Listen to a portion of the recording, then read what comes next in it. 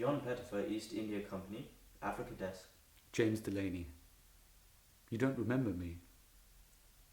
One remembers those one looks up to more readily than those one looked down upon. I believe you were a cadet. Yes, you were my commander. I will blame brandy in old age. May I offer you a brandy? No. To begin, may I offer our most sincerest... Please understand hypocrisy I hate most. Indeed.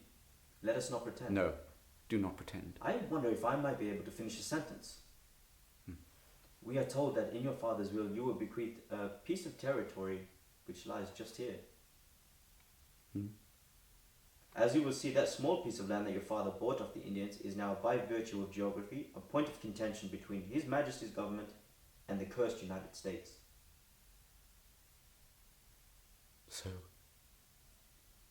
Mr. Delaney, you've been out of Africa for a number of years, so maybe you might be unaware that Britain and the United States are currently at war.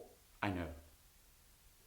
Oh well, you'll understand that private ownership of Nootka Sound landing ground represents our opportunity for our enemies, who dispute its sovereignty when the time comes, to draw the border. Yes, I know. I also know that the British and American government are preparing to give their secret peace talks in Ghent, aren't they? And that negotiators are preparing depositions to draw the Canadian-American border for when the current hostilities end. And whoever owns Nootka Sound by virtue of geography has legal entitlement to the entire island of Vancouver, which, well, is the gateway to China. So this small piece of land that my father bought for beads, bless him, and gunpowder some 30 years ago actually will be very, very valuable to the Crown and to the East India, but also incredibly valuable to the Americans. Mr. Delaney, as a British subject, you owe a debt of loyalty to your country and to your king.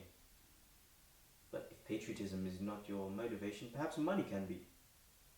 Before your unexpected return, we had agreed a figure with your half-sister. Her husband drove a particularly hard bargain. I'm sorry, no, Nootka Sound is not for sale. Open the envelope. Are you deaf? Mr. Delaney? The Leviathan of the seas, is it? The terrible shadow?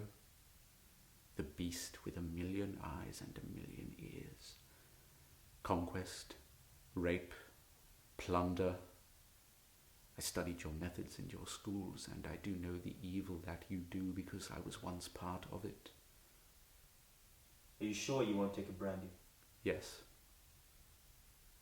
Please, take a moment to consider the consequences of your refusal. What consequences? Mr. Delaney. What consequences? Mr. Delaney, I give you one last chance to behave like a loyal subject of His Majesty and the lawful Crown of England. Sell this land for a reasonable price.